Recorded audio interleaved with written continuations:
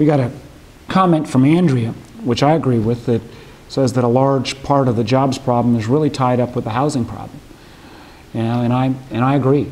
I don't know if folks remember, but when the TARP was originally started under President Bush, the plan was to deal with the housing crisis, not simply to recapitalize the banks.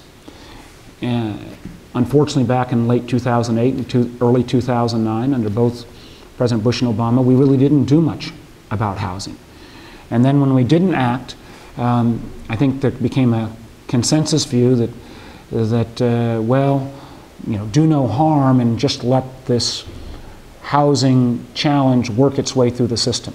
Well, here we are 3 years later, and I think we've seen that most of those predictions about this problem working its way through the system just haven't come to pass. And while it's bad in certain areas of Virginia, it's nothing like this housing overhang exists, particularly out in the Southwest in states like Nevada and California and Arizona. So I think it's time to take a fresh look at taking a crack at the housing problem, whether it's looking at the 20 million plus mortgages that Fannie and Freddie own and thinking about a major refinancing down to the current market rate at 4%.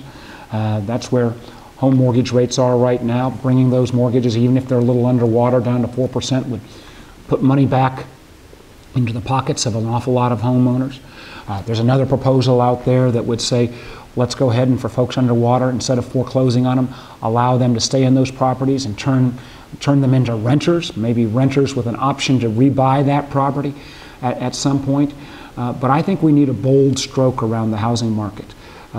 We've seen that the problem is not working its way through the system, and whether it's this refinancing, whether it's a rent-to-own program or others, I'm talking to everyone I can on this, and I hope that we'll see in this area, since it doesn't seem to be quite as partisan, we might be able to see Democrats and Republicans actually work together and get this back to the front burner.